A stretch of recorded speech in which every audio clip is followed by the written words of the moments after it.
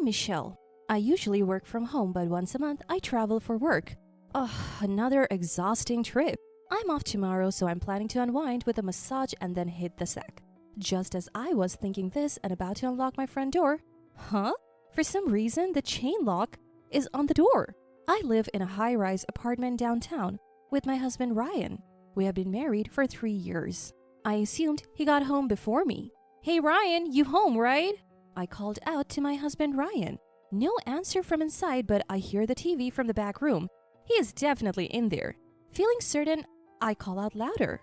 "Ryan, it's me, Michelle. The chain lock is on, so could you unlock it?" Suddenly, I hear heavy footsteps approach, and a face peers through the door gap. It's my mother-in-law. "Would you quit yelling? You're disturbing the neighbors." "What? Mother-in-law? Is there a problem if it's me?" "No, I just wasn't expecting you." "Huh. Well, this is a good time to tell you need to leave this place." I'm stunned by her sudden declaration. More importantly, this is my apartment. Yes, I bought this high-rise apartment and I'm the one paying the mortgage and everything. Why would I have to leave? Confused, I managed to ask mother-in-law, why should I leave? You wouldn't get it, you home buddy." "Home buddy?" "In short, this apartment now belongs to me." "What? What do you mean?" "I changed the title to my name so you can't enter this room." Mother-in-law says this with a triumphant look. I'm speechless, but one thing's for sure, I'm not at fault here. There's no point in arguing when I'm already tired. "It seems like we should discuss this calmly," I asked mother-in-law. "So you really want me to leave?" "Yes, that's what I've been saying. Just go already." "Understood." "Huh? You're surprisingly agreeable." Arguing is a hassle, excuse me. With that, I stepped back into the elevator. Come to think of it, mother-in-law has always had it out for me, like when I went to Ryan's family meeting. Mother-in-law bluntly told me, "I can't live with you." Well, I never said I wanted to live with you either. As I replied, mother-in-law retorted as if I were a back-talking child. "It doesn't matter what you think. I don't want to live with you." I see. "If you have an issue with it, we can call off the engagement." What is she talking about? I thought to myself. Anyway, it's clear mother-in-law doesn't want to live with me. Well, that makes things simple. "I get what you're saying, mother-in-law." "So you're breaking up the engagement?" Mother-in-law sneered. "No, I meant we won't live together." "Oh, okay then." Mother-in-law looked displeased. I was really ticked off. If you really want to cancel the engagement, just say you don't approve of the marriage, I thought.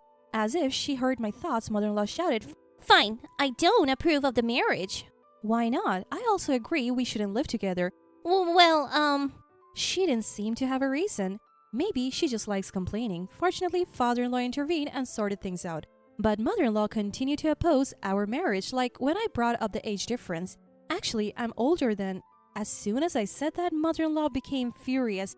"An older wife? That's unthinkable. Will you really be submissive to your husband?" The idea of a woman being submissive to a man is outdated. It's all about equality now. There is no rule that a wife should be submissive to her husband or that younger people should obey older ones. We're supposed to support each other in life. That's what modern marriage is all about. But it seems like mother-in-law doesn't see it that way. She thinks a wife should be younger and always follow her husband's lead. What an old-fashioned mindset she has. In any case, our perspectives were too different. My mother-in-law didn't like me, that much was clear. And so the tension between my mother-in-law and me continued to linger. How can I counteract this? After pondering, I chose to live in a high-rise condo. Ryan agreed to the arrangement provided I handle the mortgage. I knew it wasn't a small commitment financially speaking, but I wanted to send a clear message to my mother-in-law that cohabiting was off the table, and it worked. She stopped criticizing me. However, this only meant she stopped complaining about our living arrangements and marriage. She still didn't like me. So every once in a while, she would visit and start criticizing me, most annoyingly about household chores. In her mind, I was a stay-at-home wife who neglected housework. That's far from the truth. I'm a travel magazine writer. I even travel on site once a month for stories.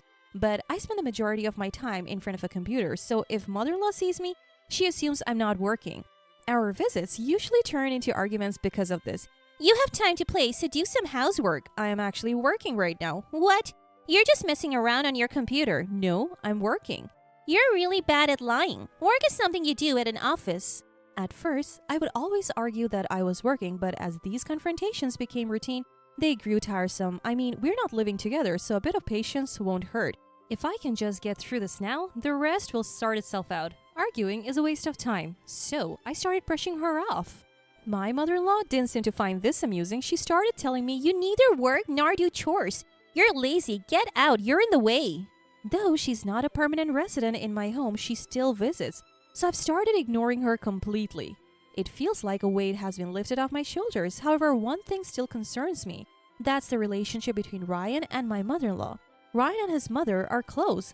That's not a bad thing, but they have stayed close even after Ryan and I got married. Of course, they're family, so I can't say they shouldn't be close, but there is a limit to everything. When I'm away on assignments, they meet secretly at our house. If they were open about it, it would be fine, but sneaking around makes me wonder if they're up to something. Are they talking behind my back? Are they plotting to kick me out? These dark thoughts have crossed my mind. Just the other day, I had a rare overseas business trip. I was heading to Southeast Asia, assigned by my editors to write an article targeting the holiday season.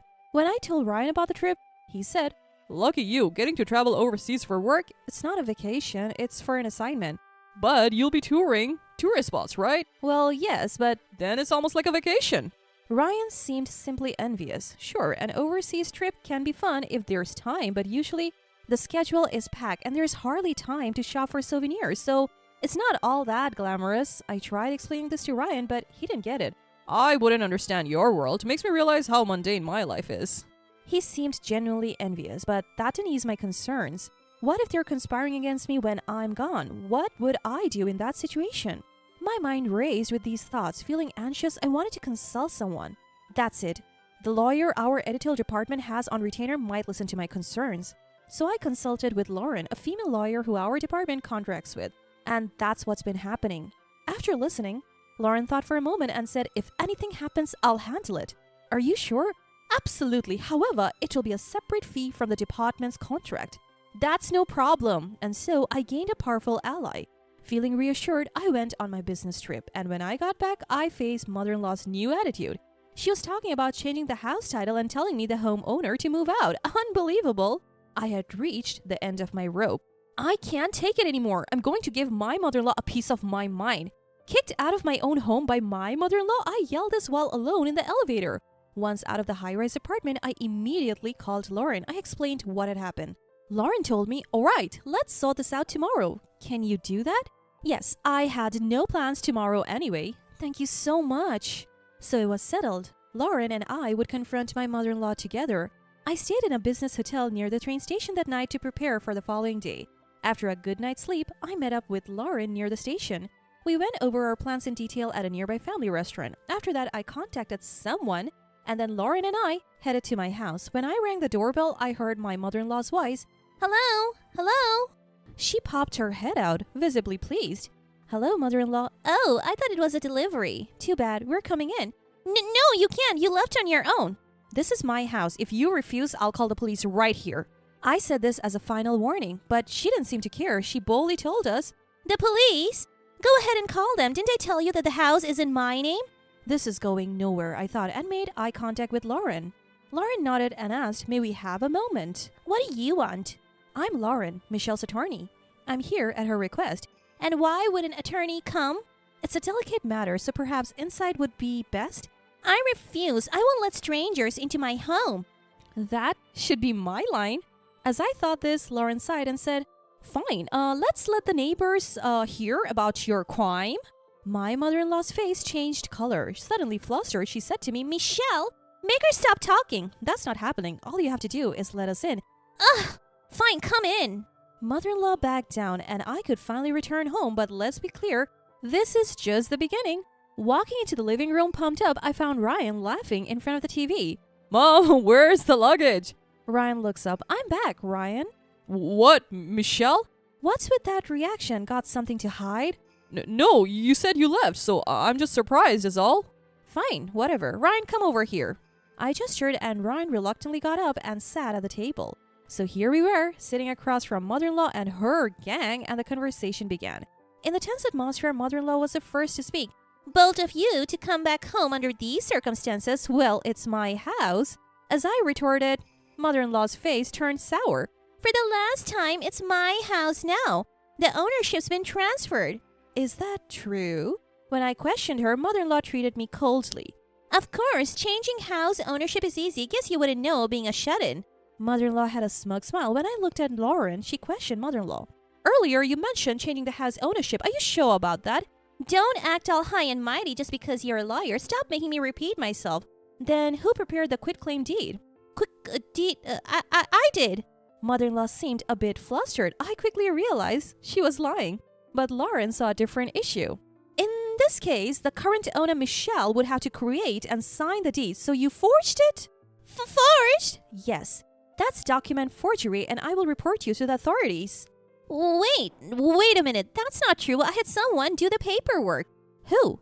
A lawyer I know. I had a hunch that this was a lie too, but for Lauren, whether it was a lie or not didn't seem to matter.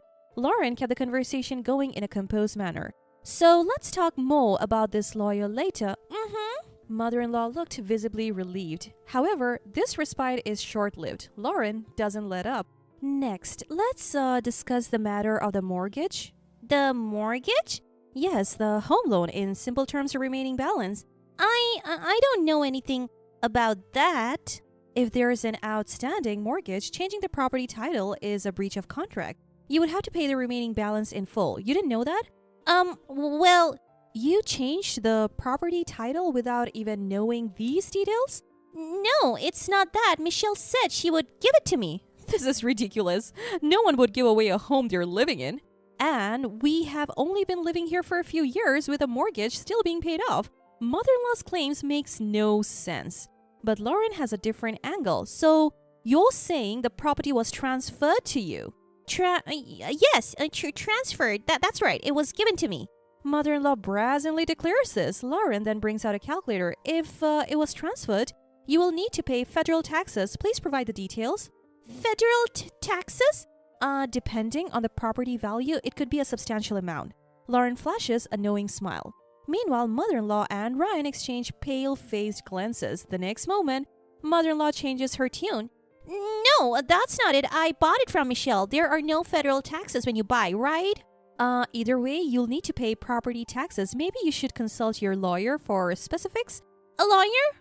Whether it was transferred or purchased, you will still need to pay taxes. Lauren is blunt about it. When mother-in-law and Ryan can't respond, Lauren asks, "What will you do?" They remain utterly silent. After a few awkward minutes, mother-in-law finally speaks. I apologize. I lied about changing the property title. So you were lying after all? I shout at mother-in-law, who shrinks back and says, No, I didn't mean to deceive. What did you mean then? Well, I was trying to cause a divorce. Mother-in-law began to explain why she had done all this. The story dates back to the day before I left for an overseas business trip. That day, mother-in-law had a petty argument with father-in-law. Tit for tat, the argument quickly escalated. Father-in-law shouted at mother-in-law, "I'm sick of you always wasting money." What are you talking about? I'm sick of you not making enough money too. What did you say? I said go earn more money. That's it. I want a divorce. And just like that, the in-laws decided to divorce, but then mother-in-law had a moment of clarity. Even though she complained about father-in-law not making enough, they had been living comfortably on his income. If they divorced, she would have to live on her savings alone. That would definitely decrease her quality of life. I don't want that. How can I maintain my lifestyle? After much thought, she concluded that moving in with us was the answer. But when I got married, I made it clear we wouldn't live together. I can't go back on my word now. After weighing her options, she decided to kick me out and live just with Ryan. So Ryan, you agree with mother-in-law to kick me out? Ryan stammered. Mother-in-law prodded Ryan. Come on, Ryan agreed, didn't he? Well, speak clearly. Say you want a divorce. Despite mother-in-law's encouragement, Ryan couldn't bring himself to say it. I know why Ryan couldn't say it outright. If mother-in-law knew the reason, she would never suggest I divorce him. But after being treated this poorly, there's no way I could forgive them, so I brought up divorce first. Fine, let's get a divorce. Oh, finally, Michelle and I agree on something. See? Even mother-in-law says so. Let's use this opportunity to divorce. Ryan looked down and silently nodded. Thinking I had won, I looked at Lauren. Lauren pulled out the divorce papers from her bag and said, "Here are the divorce papers. I'll go over them, so please sign here." Okay. Ryan quietly responded. We signed the divorce papers right then and there. Continuing from the previous scenario, I watched with a smirk. Finally, Ryan finished signing the divorce papers and handed them over. Is this good enough? I confirmed the signature with Lauren. So, you are officially divorced now. Lauren placed the divorce papers into her bag. At that moment, mother-in-law raised her voice. Now Michelle is a stranger to us. Get out immediately. Why should I? Smiling wickedly, mother-in-law said, You initiated the divorce, so as compensation, I'll take this house. But you were the one who first mentioned divorce, weren't you? Huh? I don't know anything about that. Mother-in-law feigned innocence, but it was so blatant it was almost refreshing. Regardless, I had no intention of paying her a dime, so I told her, This all started because of your lie, mother-in-law. Let's talk about compensation. No way, we're not paying you a single cent. Tell her, Ryan. Mother-in-law nudges Ryan. Then Ryan, who had been silent, suddenly stands up. Yeah. Since the divorce is finalized, maybe I should say something. You're suddenly confident? I asked, and Ryan pulled out photos from his pocket and started ranting. Michelle, you said you were on a business trip overseas, but you were actually having an affair, weren't you? What? An affair? This is the evidence, this photo. Ryan slammed the photo onto the table with a thud. A photo? I looked at the photo puzzled. Indeed, I was in it, along with a photographer from the editorial department. Is this guy your lover? I have been following you. I saw you two getting cozy. You cheated. He's just a photographer from the editorial department. He was there to take photos. Liar, I saw it myself. Ryan insisted. I sighed. This might be more trouble than I thought. Just then, Lauren muttered, This isn't proof of infidelity. What did you say? All these photos show that you are together. If you say you were doing an interview, there is no denying that. So what? Just being together is enough. It's cheating. In light of Ryan's words, I had reached the end of my rope. Slowly, I placed my laptop on the table and opened it so that both Ryan and my mother-in-law could see the screen. What's that? Ryan asked me. With an icy stare, I retorted, I knew you were following me. I have pictures taken by a photographer to prove it. Immediately, I showed them the saved photos to my laptop. Ryan, arm in arm with another woman. Even more shocking, the location was the beach at the tourist spot we had visited for a report. What's this all about? I was stunned to find you in these pictures taken by the photographer while capturing landscapes. You in the middle of an affair. No, it's not what it looks like. She was just helping me tail you. Oh, so being together means an affair, right? Thinking he was putting me on the spot, Ryan had shot himself in the foot with his own words. He was left speechless, but I wasn't going to let it go that easily. You can't even hold down a job, yet you find the time to cheat? Expect a bill for damages. When I said that, my mother-in-law started to object. It's your fault for being cheated on. Men who work for major corporations face a lot of temptations. Oh, sure. A grocery store is a major corporation in its own right. A grocery store? Yes, Ryan works at a grocery store. He's just a part-time employee. What? A major corporation, you said? That was Ryan's big lie. I can't believe it. My mother-in-law was floored. By the way, I have invited that woman here as well. The three of you can sort this out. A few minutes later, the woman from the photo arrived at my house. In truth, I had arranged for a staff member to make contact with the woman under the guise of an interview. I had already arranged for her to come here before I even showed up by getting her contact details under the guise of thanking her. Needless to say, she and Ryan had quite the argument. She didn't even know that Ryan was married. He had told her I was his sister. Eventually, the police got involved and Ryan was forced to quit his part-time job. Last I heard, Ryan and his penniless mother had moved to an apartment they could barely afford with their small savings. They're scraping by with day-to-day jobs, but who knows how long that will last. Either way, it's none of my business anymore. As for me, I have divorced and I'm feeling light as a feather. For the foreseeable future, I'm focusing on my work and trying to forget about that cheating man.